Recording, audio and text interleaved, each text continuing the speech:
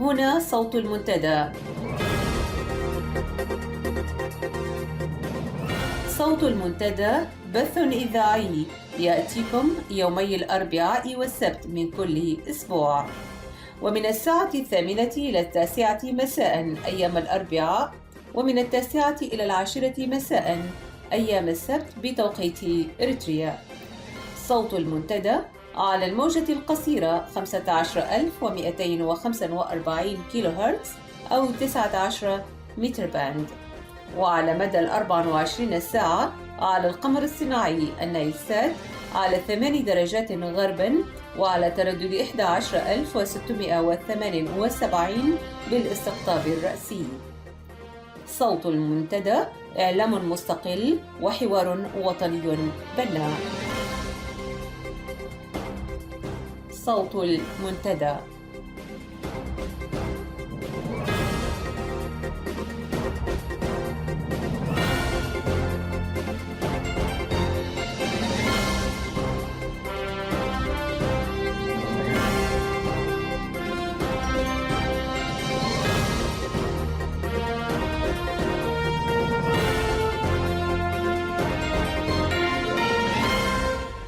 مستمعي ومستمعات صوت المنتدى، السلام عليكم ورحمة الله.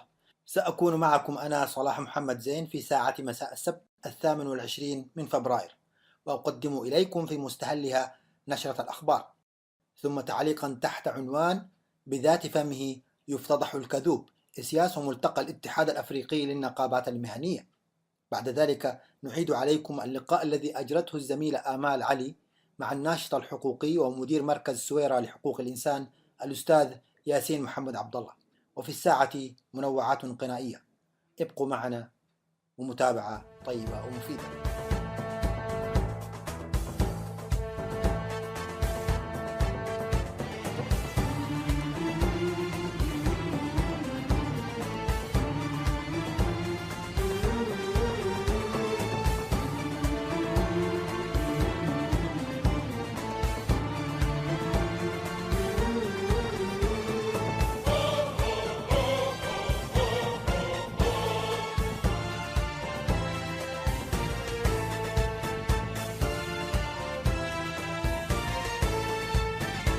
الشعب يوما أراد الحياة فلا بد أن يستجيب القدر.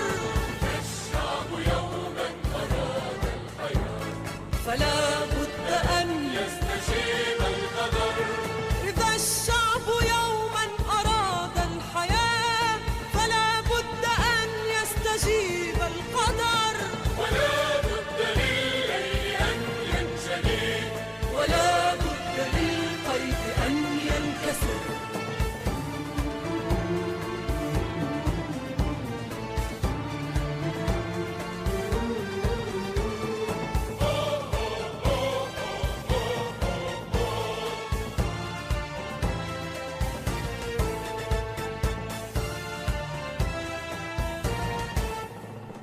ومن لم يعانقه شوق الحياة تبخر في جوها واندثر. فويل لمن لم تشقه الحياة من صفعة العدم المنتصر. كذلك قالت لي الكائنات وحدثني روحها المستتر. ذلك قالت لي كائنات وحدثني روحها المستتر. إذا الشعب يوما أراد الحياة فلا بد أن يستجيب القدر. ولا بد للليل أن ينجلي، ولا بد للقيد أن ينكسر.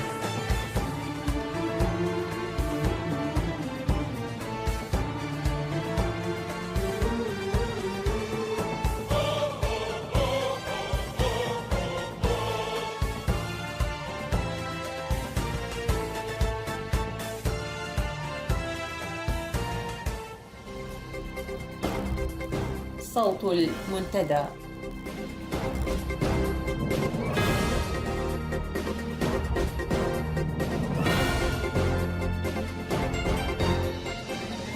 هذه نشرة الأخبار وفي مقدمتها أبرز العناوين.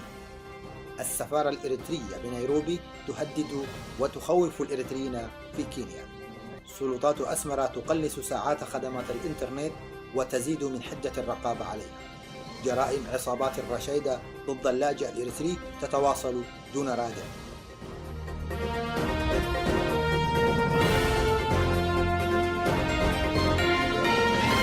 تفاصيل النشرة. أفاد موقع أفريكا إكسبريس الأخباري بأن السفارة الإريترية بالعاصمة الكينية نيروبي مارست أساليب الترهيب والتحرش بالمقيمين الإريتريين في كينيا، وذلك لمنعهم من حضور اجتماع دعت إليه جمعية إريترية مدنية تعنى بشؤون الإريتريين المقيمين في شرق أفريقيا وتعمل لتعزيز مصالحهم ومساعدتهم على الاستفادة من الفرص المتاحة لهم في المنطقة. وأضافت مراسلة الموقع في نيروبي سابا ماكيدا بأن اللجنة التنفيذية للجمعية قد دعت إلى الاجتماع الذي كان من المقرر أن يعقد في 20 من فبراير لمناقشة قضايا من قبيل الوضع الحالي في إريتريا والمنطقة ودور المغتربين في تعزيز السلام والتكامل الإقليمي والتنمية.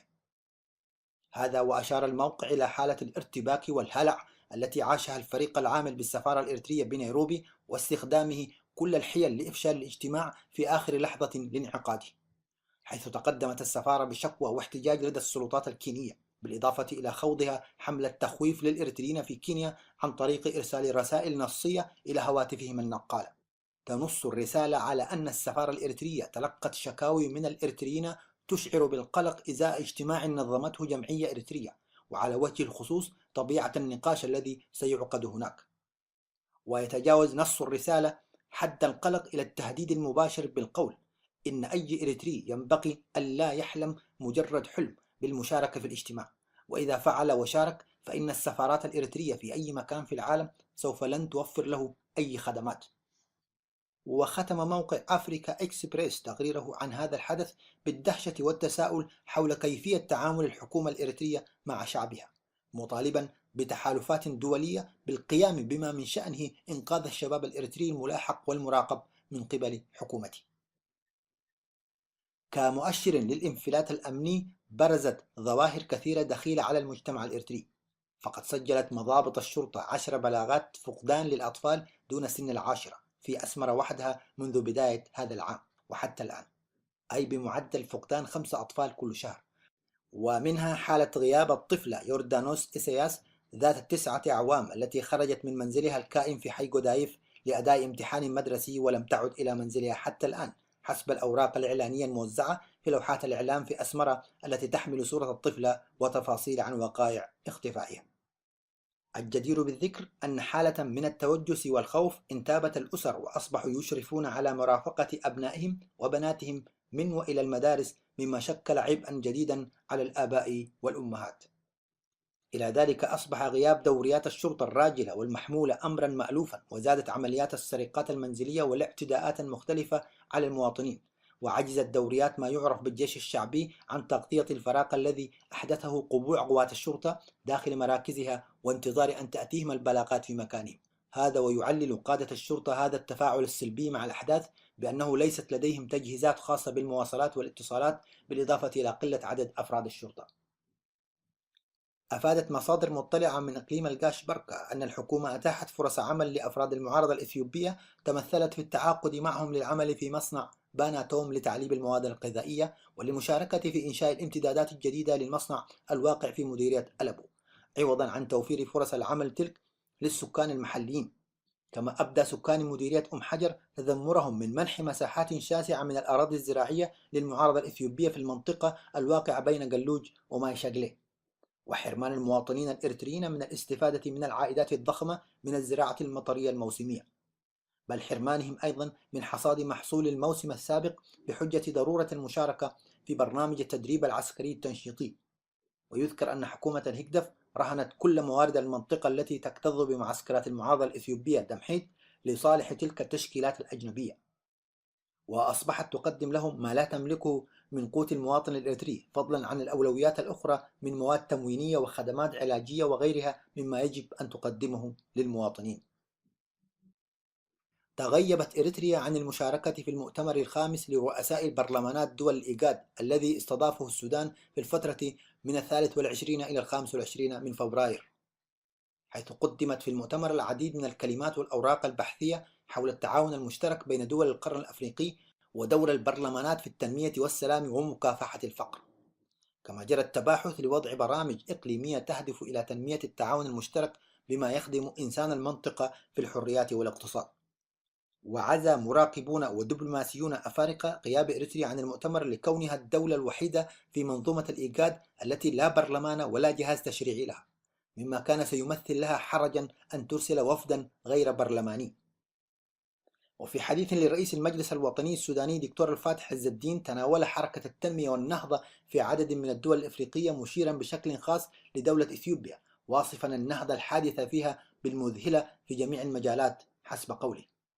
هذا وقد خرج المؤتمر بخطة للتعاون بين دول الإيجاد لعام 2015، وانتخب إثيوبيا رئيسا للدورة القادمة والسودان أمينا عاما لها.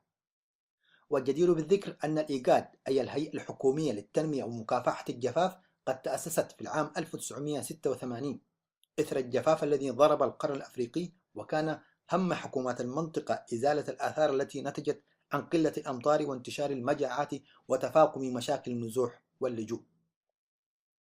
وتضم الهيئة 8 دول هي السودان، إثيوبيا، الصومال، جيبوتي، كينيا، يوغندا وإريتريا التي تغيبت بنفسها لعدم وجود برلمان في البلاد لأكثر من عقد من الزمان، إذ اغتال رئيسها البرلمان والدستور. قامت السلطات الحاكمة في البلاد بتقليل وحصر استخدام خدمة الإنترنت في أضيق نطاق رغم محدوديتها وبطئها، حيث سمحت بها لساعات محدودة في بعض الأماكن التي تقع تحت رقابتها الأمنية بالكامل، وطالت المراقبة المؤسسات الحكومية وغيرها من القطاعات.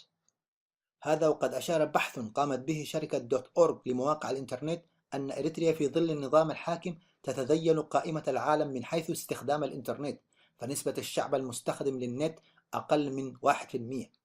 وأشار الموقع أن مشاركة الناس في الإنترنت بالعالم ستبلغ هذا العام نسبة 40% من عدد سكان العالم، أي ما يعادل 3 مليار إنسان. اختطفت عصابات الإتجار بالبشر 12 لاجئا إريتريا في 25 من فبراير من منطقة الحفيرة السودانية أثناء عبورهم الحدود إلى السودان بعد فرارهم من معسكر ساوة للتدريب العسكري القهري. وقد علمت مصادر المنتدى من بعض أفراد أسرهم أن عصابات الرشايدة طلبت من كل مختطف مبلغ 10,000 دولار أمريكي. يذكر أن مسلسل هذه الأحداث الإجرامية غدا أمرا يوميا معتادا ضد اللاجئ الإريتري، وأن هذا الفعل الإجرامي المتعارض كليا مع القيم الإنسانية والأخلاقية والدينية يحدث على مرأى ومسمع من السلطات السودانية والمجتمع الدولي. ففي هذا الشهر ورد أكثر من نبأ عن حالات اختطاف للاجئين إريتريين مورست ضدهم أبشع صور التعذيب والابتزاز المادي والمعنوي والتهديد ببيع أعضائهم في حالة عدم دفع المبالغ التي يطالب بها المختطفون. انتهت النشر. ومن لم يعانقه شوق الحياة تبخر في جوها واندثر، فويل لمن لم تشقه الحياة من صفعة العدم المنتصر. كذلك قالت لي الكائنات وحدثني روحها المستتر. ذلك قالت لي كائنات وحدثني روحها المستتر. إذا الشعب يوما أراد الحياة فلا بد أن يستجيب القدر، ولا بد للليل أن ينجلي، ولا بد للخير أن ينكسر.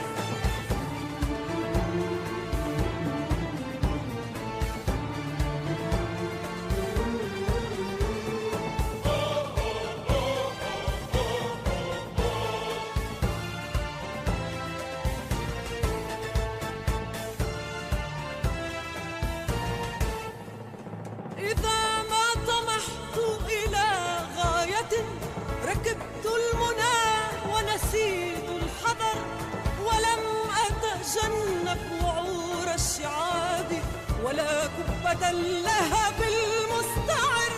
ومن لا يحب صعود الجبال يعش أبد الدهر بين الحفر، لا يحب صعود الجبال يعش أبد الدهر بين الحفر. إذا الشعب يوما أراد الحياة فلا بد أن يستجيب القدر، ولا بد للليل أن ينجلي، ولا بد للخير أن ينكسر.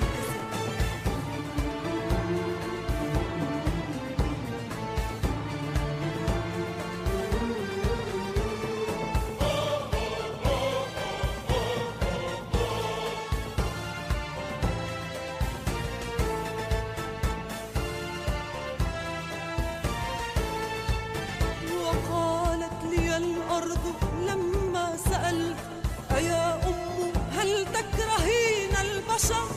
أبارك في الناس أهل الطموح ومن يستلذ ركوب الخطر، وألعن من لا يماشي الزمان ويقنع بالعيش عيش الحجر. لا يماشي الزمان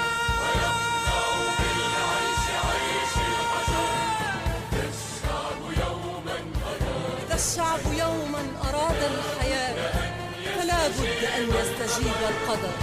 الشعب يوما أراد الحياة فلا بد أن يستجيب القدر. إذا الشعب يوما أراد الحياة فلا بد أن يستجيب القدر، ولا بد للليل أن ينجلي، ولا بد للقيد أن ينكسر، ولا بد لليل أن ينجلي ولا بد للقيد أن ينكسر، ولا بد للقيد أن ينكسر. صوت المنتدى.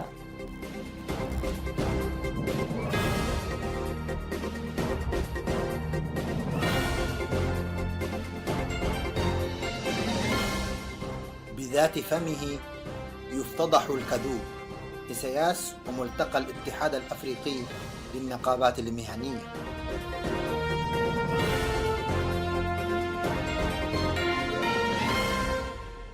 من الأحداث اللافتة خلال الأسبوع الماضي كان انعقاد ملتقى الاتحاد الأفريقي للنقابات المهنية بالعاصمة أسمرة يومي الثلاثاء والأربعاء الماضيين، واللافت فيه ليس الاجتماع القاري للقادة النقابيين أو الدور الريادي للكونفدرالية العمالية الإريترية كما حاول إعلام النظام أن يروج، بل كان الملفت حقا خطاب الرئيس أفورقي الذي بلغ ذروة التناقض، واستحق أن يوصف بالمثل المعروف بذات فمه يفتضح الكذوب.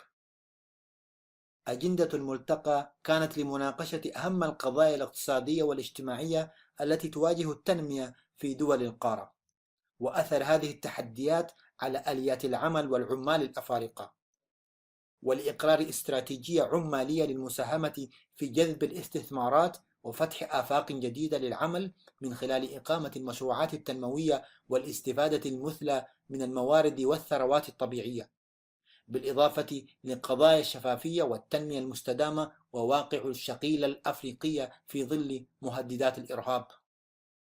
وجاء خطاب الرئيس خالي من الشفافية، فقد تناسى رئيس العصبة الغاشمة أن غياب القوانين الخاصة بالاستثمار والتعاطي الطارد والمتوجس والسياسات المصرفية المجحفة وانعدام عوامل الجذب كانت السبب المباشر في إحجام المستثمرين من المغامرة بدفع أموالهم للعمل في إريتريا. وأسقط الرئيس حقيقة أن مجمل التعامل مع شريحة العمال أدت إلى هجرتهم بعد أن توقفت الحركة الإنتاجية واحتكرت فرص العمل لصالح الآلة الحزبية التي هضمت حقوق العمال وحولتهم إلى مصدر للكسب بأقل تكلفة ممكنة.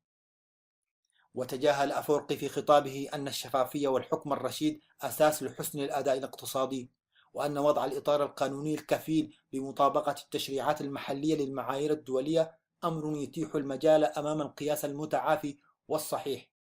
لكن عندما يرفض الرئيس في لقاء تلفزيوني الحديث عن حجم مدخلات التعدين وأثرها على الاقتصاد الوطني ويعلن صراحة أنه لا يحب مثل هذه الأسئلة، بهذه الإجابة المفحمة يصبح الحديث عن الشفافية في إريتريا ضرب من أنواع الخيال. بدلا من الحديث الواقعي، اختار أفورقي أن يركب موجة الملتقى العمالي وأن يستدر العواطف، فأخذ يتكلم عن النقابية وسيطرة العمال، وطرح الرؤى النقابية كأنه منحاز للطبقة العاملة التي دعاها لمزيد من النضالات لفرض سيطرتها على الاقتصاد والحكم، وضرورة إنجاز التغيير بالاعتماد على قوى العمال والشرائح المنتجة حسب تعبيره. ولم يفته طبعا الحديث عن التدخلات الأجنبية ووصفها بالمعيقة. وكما هي العادة، جاءت كلمة يماني قبرآب مستوحاة من خطبة رئيسه، ودعا فيها إلى إعادة بناء النقابات والمؤسسات العمالية وتنظيم القوى العاملة وإنتاجها للتغيير على مستوى الأوطان لمصلحة شعوبهم والمنطقة، وأشار إلى أن إريتريا تقوم حسب قدراتها على تثبيت الحقوق والمكاسب العمالية. لكن فات على يماني ورئيس الكونفدرالية العمالية تخست بايرو الذي كان مزهوا بحضور عدد من ممثلي الاتحادات النقابية الأفريقية أن العالم ليس أصم، وأنه بحكم التخصص يعرفون واقع العمال في إريتريا. لذا تحدث فرانسيس أتولي رئيس اتحاد النقابات العمالية الأفريقية مذكرا بالمبادئ الأساسية وحقوق العمال، وصرح بأنه يجب أن يعاد النظر في التعامل مع أي بلد لا تكفل للعمال فيه ممارسة الحق النقابي والتفاوض الجماعي والمشاركة في الهيئة المستخدمة والضمان الاجتماعي والتعاقد الآمن والوقاية الصحية والأمن وطب العمل والمساهمة في الوقاية من نزاعات العمل وتسويتها، واحترام السلامة البدنية والمعنوية وكرامتهم، والحماية من أي تمييز لشغل منصب عمل غير المنصب القائم على أهليتهم واستحقاقهم في التكوين المهني والترقية في العمل، والدفع المنتظم للأجر المستحق والخدمات الاجتماعية اللائقة، والحق في إنهاء عقد العمل غير محدد المدة، وغيرها من حزمة الحقوق العمالية وحقوق المواطنة وحقوق الإنسان عامة. لكل ما ورد في كلمة رئيس الاتحاد الأفريقي للنقابات العمالية وللأسئلة المتكررة التي أوردها قادة العمل النقابي الأفريقي حول مكان العمال الإريتريين من برنامج الخدمة الإلزامية والحد الأدنى للأجور وعدد مراكز التدريب المهني ومدارس التثقيف العمالي والضمان الاجتماعي وفوائد ما بعد الخدمة، وأسئلة أخرى عن التجمعات السكنية العمالية ومشروعات الإسكان الفئوي، عليه يصبح الاعتقاد بأن واقع العمال في إريتريا مخفي عن المجتمع العمالي القاري والدولي محض اعتقاد ساذج. بالعودة للقوانين الدولية نجد أن الإعلان العالمي لحقوق الإنسان أدرج فقرتين خاصتين بالعمال تقرأ على النحو التالي: في المادة 23: 1. لكل شخص الحق في العمل وله حرية اختياره بشروط عادلة مرضية، كما أن له حق الحماية من البطالة. 2. لكل فرد دون أي تمييز الحق في أجر متساوي للعمل. 3. لكل فرد يقوم بعمل ما الحق في أجر عادل مرضٍ يكفل له ولأسرته عيشة لائقة بكرامة الإنسان، تضاف إليه عند اللزوم وسائل أخرى للحماية الاجتماعية. 4. لكل شخص الحق في أن ينشئ وينضم إلى نقابات حماية لمصلحته. وفي المادة 24: لكل شخص الحق في الراحة وفي أوقات الفراغ، ولا سيما في تحديد معقول لساعات العمل وفي عطلات دورية بأجر. إذن وفق القوانين الدولية والضمير الإنساني تعد الحكومة الإريترية من منتهكي حقوق العمال، مهما أكثر رئيسها وأتباعه من الخطب ودعوة القيادات العمالية واستضافة الملتقيات، ومهما حاولوا واتبعوا من وسائل الدعاية المضللة. ستظل الحركة العمالية الحقيقية تسعى لإنجاز التغيير والقيام بدورها ضمن شرائح ومكونات وفئات المجتمع الإريتري الأخرى غير مكترثة بالقيود والمحددات التي تجتهد عصبة الهجدف لاعتقال الحركة الجماهيرية ضمنها. ينبرك أبينا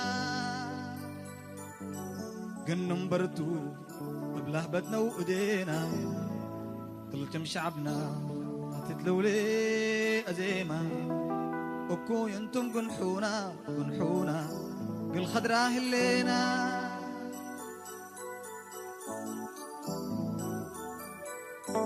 حلينا ينبرك أبينا قنم برتو بلهبتنا وإيدينا قلتم شعبنا تتلولي أزيما أكو ينتم قنحونا قل عدنا هلينا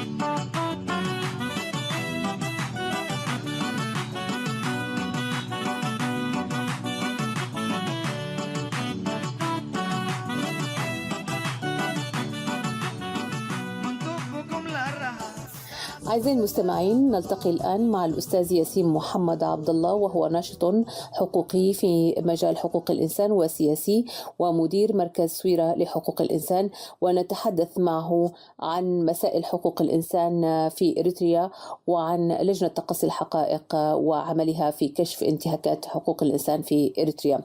أهلا بك أستاذ ياسين، وأشكر لك شكرا جزيلا قبول دعوة صوت المنتدى والحضور معنا في هذا المنبر. أهلا وسهلا، الشكر لك أستاذة أمال على إتاحة هذه الفرصة لي حديث لمستمعي إذاعتكم الكريمة.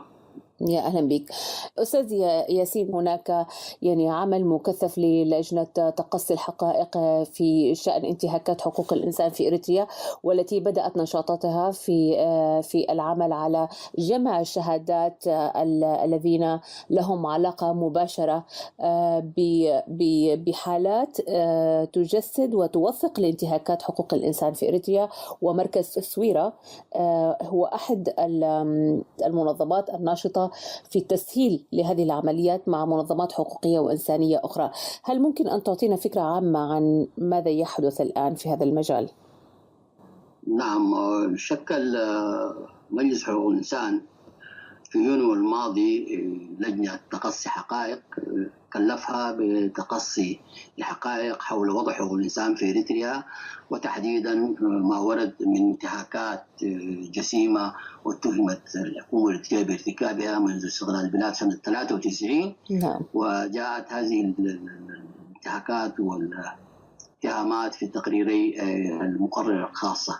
وقد عين رئيس مجلس حقوق الإنسان في سبتمبر الماضي لجنة من 3 أشخاص، وبدأت اللجنة عملها في نوفمبر، حيث التقت بممثلين في جنيف، من ضمنهم وفد من الحكومة الإريترية أو ممثل الحكومة الإريترية في جنيف، كما التقت باللاجئين الإريتريين في جنيف وفي روما. ومن المتوقع أن تبدأ هذه اللجنة غدا عملها في بريطانيا، حيث ستلتقي بإريتريين في مدن بريطانية مختلفة، هم ضحايا مباشرين لهذه الانتهاكات أو شهود عليها. نعم. أستاذ ياسين، كما نعلم جميعا ومن لم يتابع معنا سنضعه في الصورة أن هذه اللجنة تشكلت كما قلت نتيجة لضغوط ونتيجة لنشاطات من كثير من الناشطين حقوقيين طالبوا أو عكسوا حتى في الانتهاكات التي تحدث لحقوق الإنسان في إريتريا، وبثقت عن هذه اللجنة المهمة. أهمية أن نشارك في هذه اللجنة من أين تأتي وما هي الضمانات؟ البعض يتحسس بأن مشاركته قد لا تجدي أو قد لا تكون ذات أهمية، أو قد يكون هناك نوع من عوامل الخوف في الإدلاء بشهادات معينة. هل لنا أن نشرح أكثر للإنسان الإريتري في أي مكان كان كيف يمكن أن يساهم في دعم هذا المشروع الذي هو مهم من أجل توثيق لانتهاكات حقوق الإنسان في إريتريا؟ أولا، فيما يتعلق بأهمية عمل هذه اللجنة، عمل هذه اللجنة مهم جدا لوضع حقوق الإنسان في إريتريا.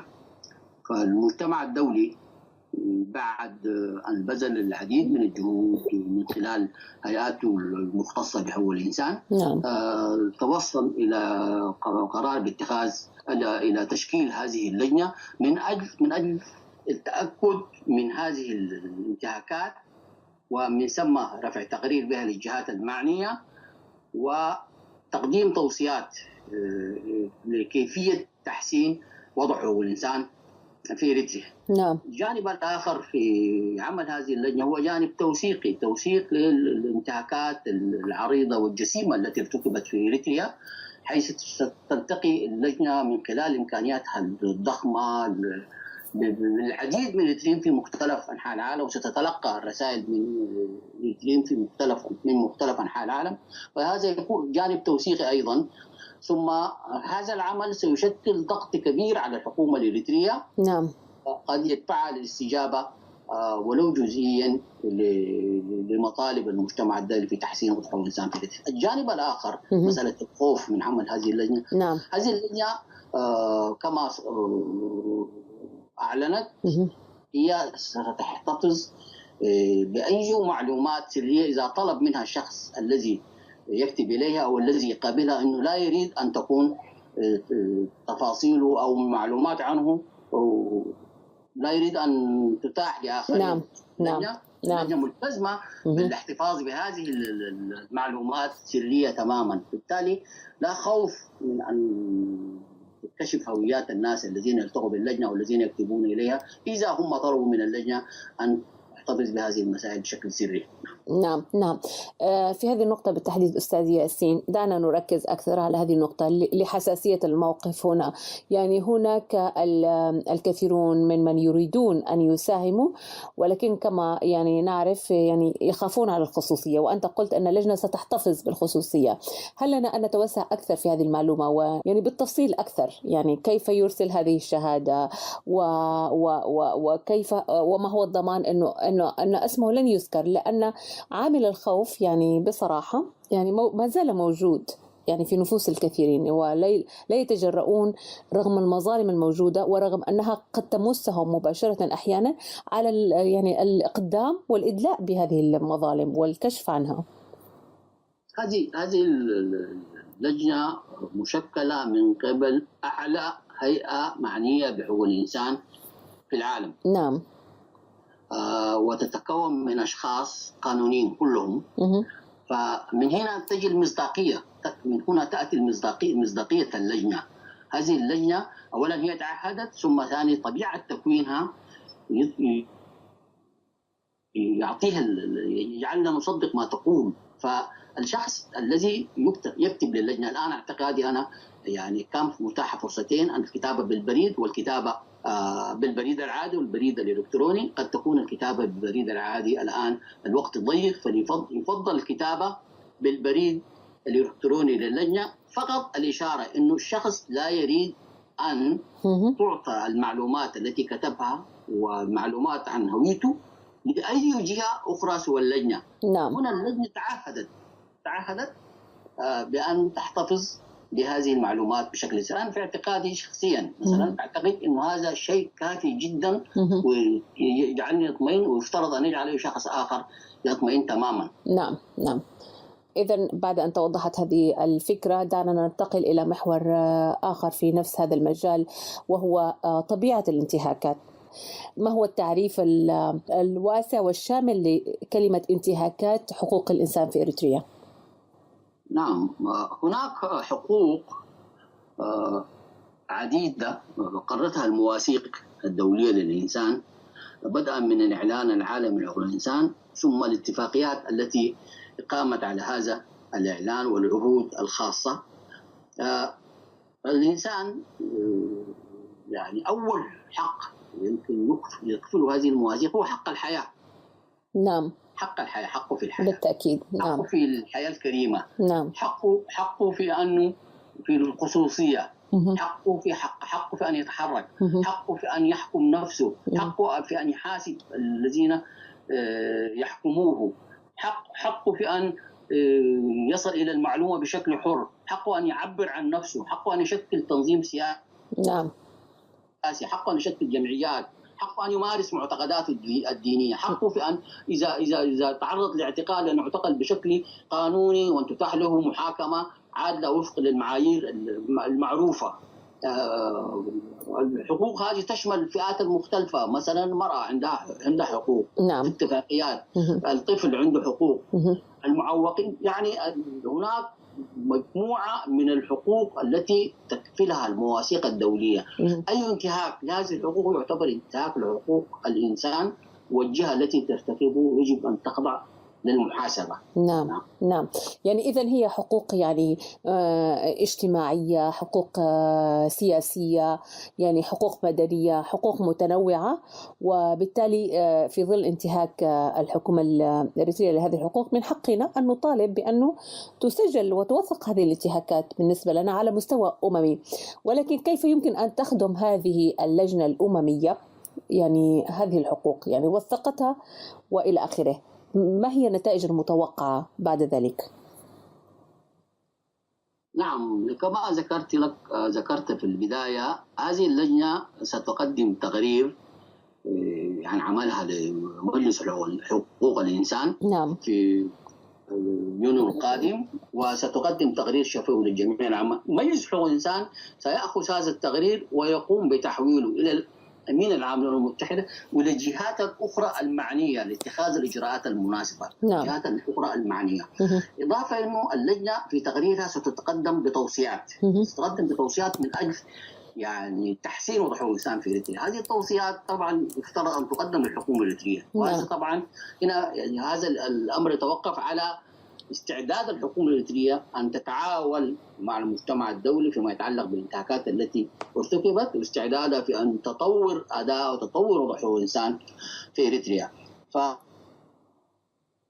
هناك جانب التوصيات، وهناك جانب طبعا في اشكال معينه من الانتهاكات اعتقادي لا تصلح معها التوصيات، انما هي شكل من اشكال الجرائم التي يستحق الذين ارتكبوها ان يقدموا لمحاكمات عادله. نعم نعم. إذا يعني دعني أيضا أنقلك إلى محور أكثر يعني جدلية في هذا الموضوع. يعني الحكومة الإريترية الآن هذا ما نفعله نحن يعني من جانب نضالنا ضد حكومة تنتهك يعني حقوقنا كشعب بكل جوانبها، سياسية، اجتماعية، إنسانية وغيرها. ولكن هناك يعني شيء أكبر، يعني آخرون يقولون يعني أنه هذه الحكومة يعني حتى لو يعني أتيت لها بمحاضر وتوثيقات وغيره لا تهتم.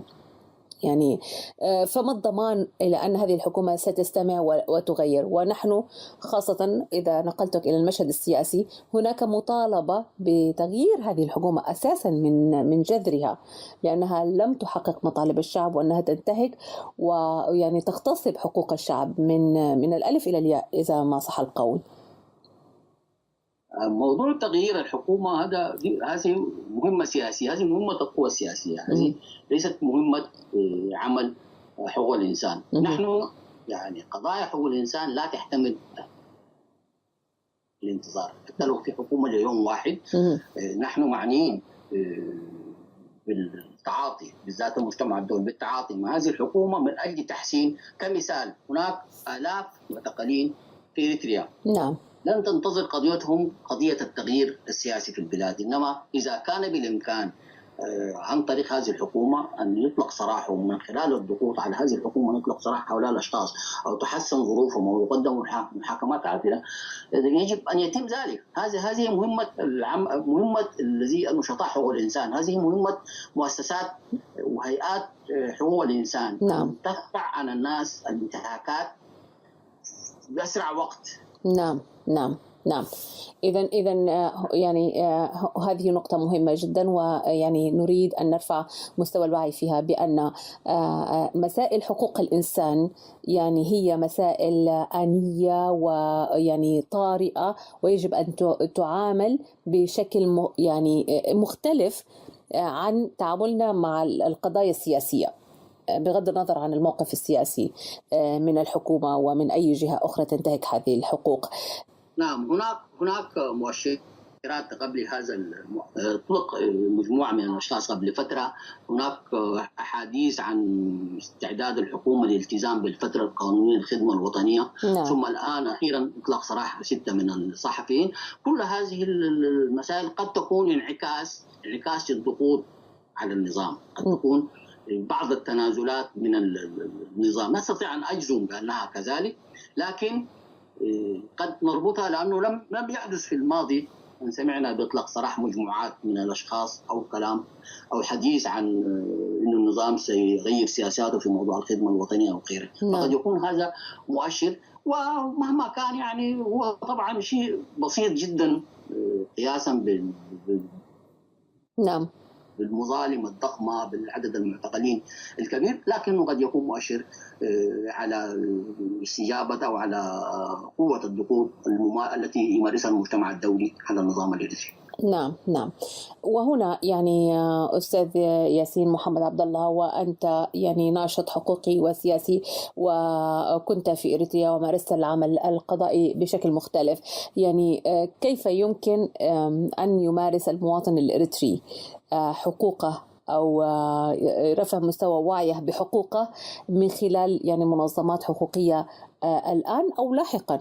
يعني في إريتريا التي نطمح أن تكون أكثر ديمقراطية وأكثر احتراما لحقوق الإنسان؟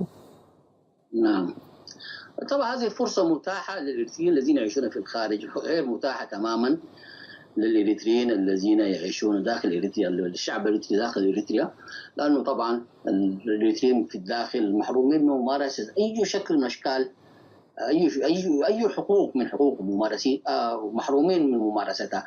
لكن الإريتريين في الخارج طبعا يعني عندهم فرصة أن يعني ينالوا من ثقافة حقوق الإنسان، عندهم فرصة في أنه يمارسوا كثير من الحقوق ويستفيدوا من تجارب البلدان التي يعيشون فيها، وتشكل التجربة الحالية تجربة التعامل مع لجنة تقصي الحقائق وحقوق الإنسان في إريتريا فرصة غير عادية لرفع الوعي بوضع حقوق الإنسان في إريتريا بالنسبة للإريتريين الذين سيشاركون في عمل هذه اللجنة أو الذين يتعاطون بشكل آخر أو يتابعون العمل بتاعها. فالتعامل مع الآليات الدولية بشكل فرصة غير عادية، بيرفع وعي الناس بوضع حقوق الإنسان وبإمكانية يعني فرصهم في أن يلجؤوا للمنظمات الإقليمية والدولية لشرح الانتهاكات التي يتعرضوا لها، إضافة كما قلت يعني التثقيف الذاتي، محاولة تنظيم دورات من قبل المؤسسات ومنظمات حقوق الإنسان للناس حول الآليات وحول المواثيق الدولية، مسألة مهمة جدا في رفع وعي الإريتريين بموضوع حقوق الإنسان وبقيمه ومواثيق حقوق الإنسان. نعم. هناك أيضا يعني نموذج مثلا من ما سمعته أنا شخصيا، يعني شخص تعرض للسجن مثلا في إريتريا في أثناء أدائه للخدمة الوطنية وغيره، لكن الحظ أسعفه واستطاع أن يغادر البلد وأن يكون في دولة أوروبية تضمن له حقوقه وغيره. عندما طولب بأن يقدم شهادته قال يعني خلاص، يعني أنا سجنت وخلاص، يعني من سيرد لي حقي؟ هل هناك مثلا تساقط الحق بالأقدمية مثلا إذا تم اعتقال الشخص لأكثر من 20 سنة وغيره؟ هل هذا يعني يسقط عنه يعني حقه في أنه تعرض قضيته في مثل هذه اللجنة؟ ما يتعلق بهذا الشخص أو غيره طبعا تفسير لهذه السلبية، وجزء منها قد يعود الخوف لما تعرض له الإنسان ومن حالة الرعب العامة، وجزء منه قد يتعلق بالوعي، بمستوى الوعي والإدراك في أنك أنت يعني فقط لا تسعى لأخذ حقك، إنما تسعى لتجنيب الآخرين ما حدث لك.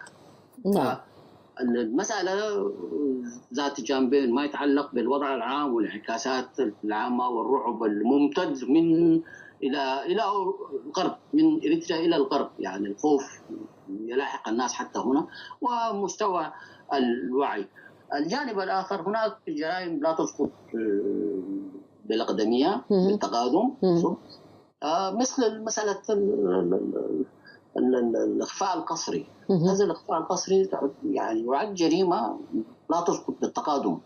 يعني أغلب المعتقلين في إريتريا هم ناس يعني تم إخفائهم بشكل قسري. فهذه جريمة، وفي الحالة الإريترية يمكن تعد جريمة ضد الإنسانية، وبالتالي لا يمكن أن تسقط بالتقادم.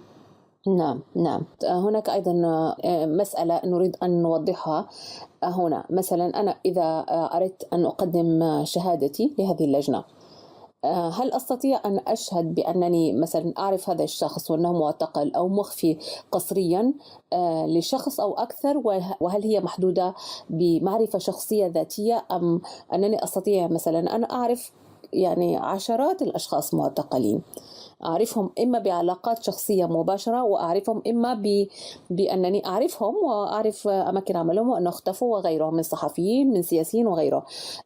يعني ما هي الشروط للإدلاء بشهادات وتوثيقها في حق المختفين قسريا أو المعتقلين سياسيا وغيره؟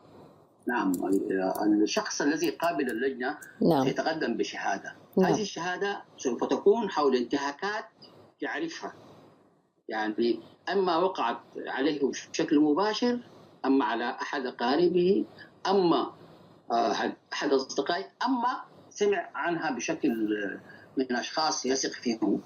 فالمسألة لا تتحدد بحالة واحدة أو حالتين، يمكن للإنسان أن يتحدث أمام اللجنة عن صور مختلفة من الانتهاكات. يعني ليست الانتهاكات فقط هي الاعتقالات التعسفية أو التعذيب، لا، هناك أشكال كثيرة. يعني منع الإنسان مثلا من حقه في التعبير، منعه من الحركة، كل منعه من وضع قيود عليه لممارسة معتقده الديني، كل هذه انتهاكات. فالإنسان عندما يلتقي باللجنة سيقدم شهادة حول ما يعرفه حول الانتهاكات في إريتريا. نعم. ما يعرف حول، لأن اللجنة معنية بجمع المعلومات وتوثيقها حول كل الانتهاكات من عام 93. بالتالي الشخص غير محصور في شكل معين من الانتهاكات ولا في حد معين، ولا بالضرورة أن يكون هو نفسه اللي شاف الانتهاكات، إنما هو يعني مثلا هو عمل في مجال معين، شاف انتهاكات في هذا المجال أو لاحظ انتهاكات. نعم. أنا أمام اللجنة. نعم. هل لنا أن نذكر سريعا في ختام هذا اللقاء بطبيعة الانتهاكات بشكل أكثر تفصيلية، نعددها مثلا ما هي؟ هي طبعا كثير، لا أستطيع أن أعددها، لكن مثلا قتل خارج القانون. نعم. مثلا إحنا نعرف أن الحكومة الإريترية مارست القتل خارج القانون. نعم. هذا هو الاعتقال التعسفي. نعم. الإخفاء القسري. نعم. التعذيب. القيود المفروضة على الحريات الدينية، القيود المفروضة على الحريات الصحفية، القيود المفروضة على الحريات السياسية، كل هذه أشكال من أشكال كل هذه انتهاكات. لكن كما ذكرت لك، أي شيء يتعارض مع القانون الدولي لحقوق الإنسان يعد انتهاك لحقوق الإنسان، يمكن يعني تقدم للجنة بشهادة حوله. فهي سلسلة واسعة من الانتهاكات، قد يكون يمكن أهمها موضوع القتل خارج القانون، الاعتقال التعسفي، الإخفاء القسري، التعذيب، والقيود المفروضة على الحريات العامة في البلد. نعم. إذن في نهاية هذا اللقاء أستاذ ياسين، ما هو تقييمك لهذه التجربة وأنتم في مركز سويرة أحد يعني العناصر أو المنظمات المشاركة في تسهيل عمل لجنة حقوق الإنسان في إريتريا؟ كيف تقيم هذه التجربة عموما حتى الآن؟ حتى الآن طبعا أنا قد يكون من المبكر الحكم على التجربة. نعم. لكن أنا أتوقع أن تكون هناك استجابة واسعة. نعم. لعمل هذه اللجنة، وأن يكون هناك تعاون كبير من الإريتريين بالذات الموجودين خارج إريتريا للتقدم بشهاداتهم كتابة. نعم. من خلال اللقاء المباشر، من خلال السكايب مع لجنة تقصي الحقائق، وسيظهر ذلك طبعا في المستقبل من خلال التقارير التي ستقدم بهذه اللجنة في يونيو القادم إن شاء الله. إن شاء الله. أشكرك شكرا جزيلا أستاذ ياسين محمد عبد الله، الحقوقي والناشط في مجال حقوق الإنسان ومدير مركز سويرة لحقوق الإنسان، وأشكر لك جزيلا هذه الإضافة المهمة في الكشف عن طبيعة وعمل لجنة تقصي الحقائق في انتهاكات حقوق الإنسان في إريتريا. شكرا لك. شكرا أستاذة أمال، وشكرا إذاعة المنتدى. شكرا جزيلا. يا هلا. شكرا لك. وكم حدكم تحلموا ينعقلوا لسان وينبلكم زمو يتحلم وينبلكم. وكم حدكم تحلموا ينعقلوا لسان وينبلكم زمو وتفانيكم من حدي خدامي تعلموا وراكم اللي بديكم يسمعون السلموا من داكم وآسركم لأباكم كمكموا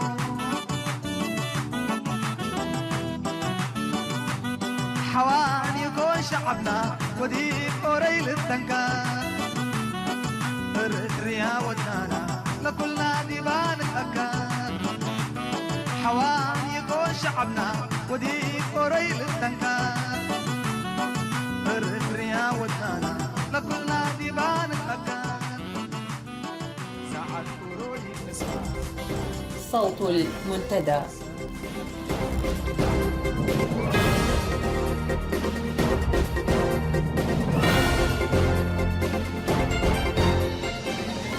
هذه نشرة الأخبار وفي مقدمتها أبرز العناوين. السفارة الإريترية بنيروبي تهدد وتخوف الإريتريين في كينيا. سلطات أسمرة تقلص ساعات خدمات الإنترنت وتزيد من حدة الرقابة عليها.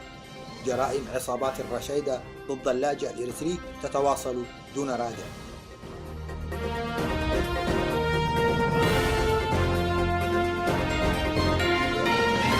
تفاصيل النشرة. أفاد موقع أفريكا إكسبريس الأخباري بأن السفارة الإريترية بالعاصمة الكينية نيروبي مارست أساليب الترهيب والتحرش بالمقيمين الإريتريين في كينيا، وذلك لمنعهم من حضور اجتماع دعت إليه جمعية إريترية مدنية تعنى بشؤون الإريتريين المقيمين في شرق أفريقيا وتعمل لتعزيز مصالحهم ومساعدتهم على الاستفادة من الفرص المتاحة لهم في المنطقة. وأضافت مراسلة الموقع في نيروبي سابا ماكيدا بأن اللجنة التنفيذية للجمعية قد دعت إلى الاجتماع الذي كان من المقرر أن يعقد في 20 من فبراير لمناقشة قضايا من قبيل الوضع الحالي في إريتريا والمنطقة ودور المغتربين في تعزيز السلام والتكامل الإقليمي والتنمية. هذا وأشار الموقع إلى حالة الارتباك والهلع التي عاشها الفريق العامل بالسفارة الإريترية بنيروبي واستخدامه كل الحيل لإفشال الاجتماع في آخر لحظة لانعقاده، حيث تقدمت السفارة بشكوى واحتجاج لدى السلطات الكينية، بالإضافة إلى خوضها حملة تخويف للإريتريين في كينيا عن طريق إرسال رسائل نصية إلى هواتفهم النقالة. تنص الرسالة على أن السفارة الإريترية تلقت شكاوي من الإريتريين تشعر بالقلق إزاء اجتماع نظمته جمعية إريترية، وعلى وجه الخصوص طبيعة النقاش الذي سيعقد هناك. ويتجاوز نص الرسالة حد القلق إلى التهديد المباشر بالقول إن أي إريتري ينبغي ألا يحلم مجرد حلم بالمشاركة في الاجتماع، وإذا فعل وشارك فإن السفارات الإريترية في أي مكان في العالم سوف لن توفر له أي خدمات. وختم موقع أفريكا إكسبريس تقريره عن هذا الحدث بالدهشة والتساؤل حول كيفية تعامل الحكومة الإريترية مع شعبها، مطالبا بتحالفات دولية بالقيام بما من شأنه إنقاذ الشباب الإريتري الملاحق والمراقب من قبل حكومته. كمؤشر للانفلات الأمني برزت ظواهر كثيرة دخيلة على المجتمع الإريتري، فقد سجلت مضابط الشرطة 10 بلاغات فقدان للأطفال دون سن 10 في أسمرة وحدها منذ بداية هذا العام وحتى الآن، أي بمعدل فقدان 5 أطفال كل شهر، ومنها حالة غياب الطفلة يوردانوس إسياس ذات 9 أعوام التي خرجت من منزلها الكائن في حي غودايف لأداء امتحان مدرسي ولم تعد إلى منزلها حتى الآن حسب الأوراق الإعلانية الموزعة في لوحات الإعلام في أسمرة التي تحمل صورة الطفلة وتفاصيل عن وقائع اختفائها. الجدير بالذكر أن حالة من التوجس والخوف انتابت الأسر وأصبحوا يشرفون على مرافقة أبنائهم وبناتهم من وإلى المدارس، مما شكل عبئا جديدا على الآباء والأمهات. إلى ذلك أصبح غياب دوريات الشرطة الراجلة والمحمولة أمرا مألوفا، وزادت عمليات السرقات المنزلية والاعتداءات المختلفة على المواطنين، وعجزت دوريات ما يعرف بالجيش الشعبي عن تغطية الفراغ الذي أحدثه قبوع قوات الشرطة داخل مراكزها وانتظار أن تأتيهم البلاغات في مكانهم. هذا ويعلل قادة الشرطة هذا التفاعل السلبي مع الأحداث بأنه ليست لديهم تجهيزات خاصة بالمواصلات والاتصالات، بالإضافة إلى قلة عدد أفراد الشرطة. أفادت مصادر مطلعة من إقليم القاش بركة أن الحكومة أتاحت فرص عمل لأفراد المعارضة الإثيوبية تمثلت في التعاقد معهم للعمل في مصنع باناتوم لتعليب المواد الغذائية والمشاركة في إنشاء الامتدادات الجديدة للمصنع الواقع في مديرية ألبو، عوضا عن توفير فرص العمل تلك للسكان المحليين. كما أبدى سكان مديرية أم حجر تذمرهم من منح مساحات شاسعة من الأراضي الزراعية للمعارضة الإثيوبية في المنطقة الواقعة بين قلوج وماي شغلي، وحرمان المواطنين الإريتريين من الاستفادة من العائدات الضخمة من الزراعة المطرية الموسمية، بل حرمانهم أيضا من حصاد محصول الموسم السابق بحجة ضرورة المشاركة في برنامج التدريب العسكري التنشيطي. ويذكر أن حكومة الهكدف رهنت كل موارد المنطقة التي تكتظ بمعسكرات المعارضة الإثيوبية دمحيت لصالح تلك التشكيلات الأجنبية، وأصبحت تقدم لهم ما لا تملكه من قوت المواطن الإريتري، فضلا عن الأولويات الأخرى من مواد تموينية وخدمات علاجية وغيرها مما يجب أن تقدمه للمواطنين. تغيبت إريتريا عن المشاركة في المؤتمر الخامس لرؤساء البرلمانات دول الإيجاد الذي استضافه السودان في الفترة من 23 إلى 25 من فبراير، حيث قدمت في المؤتمر العديد من الكلمات والأوراق البحثية حول التعاون المشترك بين دول القرن الأفريقي ودور البرلمانات في التنمية والسلام ومكافحة الفقر. كما جرى التباحث لوضع برامج إقليمية تهدف إلى تنمية التعاون المشترك بما يخدم إنسان المنطقة في الحريات والاقتصاد. وعزى مراقبون ودبلوماسيون أفارقة غياب إريتريا عن المؤتمر لكونها الدولة الوحيدة في منظومة الإيجاد التي لا برلمان ولا جهاز تشريعي لها، مما كان سيمثل لها حرجا أن ترسل وفدا غير برلماني. وفي حديث لرئيس المجلس الوطني السوداني دكتور الفاتح عز الدين، تناول حركة التنمية والنهضة في عدد من الدول الإفريقية، مشيرا بشكل خاص لدولة إثيوبيا، واصفا النهضة الحادثة فيها بالمذهلة في جميع المجالات حسب قوله. هذا وقد خرج المؤتمر بخطة للتعاون بين دول الإيجاد لعام 2015، وانتخب إثيوبيا رئيسا للدورة القادمة والسودان أمينا عاما لها. والجدير بالذكر أن الإيجاد أي الهيئة الحكومية للتنمية ومكافحة الجفاف قد تأسست في العام 1986 إثر الجفاف الذي ضرب القرن الأفريقي، وكان هم حكومات المنطقة إزالة الآثار التي نتجت عن قلة الأمطار وانتشار المجاعات وتفاقم مشاكل النزوح واللجوء. وتضم الهيئة 8 دول هي السودان، إثيوبيا، الصومال، جيبوتي، كينيا، يوغندا وإريتريا التي تغيبت بنفسها لعدم وجود برلمان في البلاد لأكثر من عقد من الزمان، إذ اغتال رئيسها البرلمان والدستور.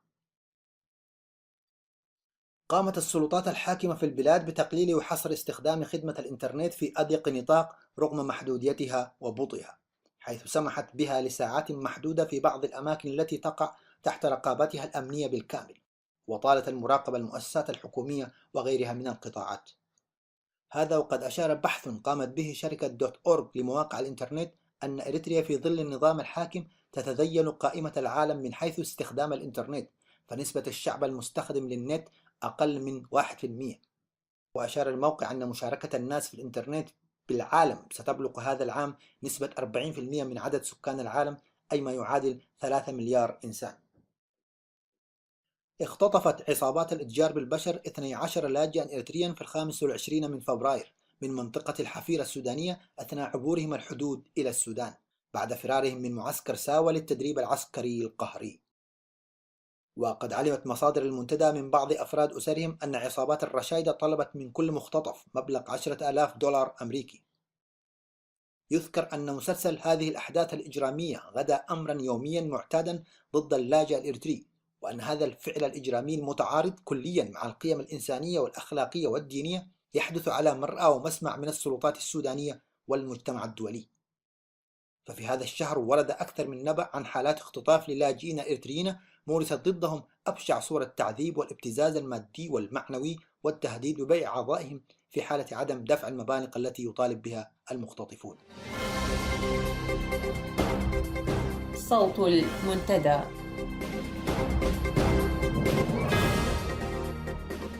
إلى هنا وصلنا وإياكم إلى ختام ساعة اليوم.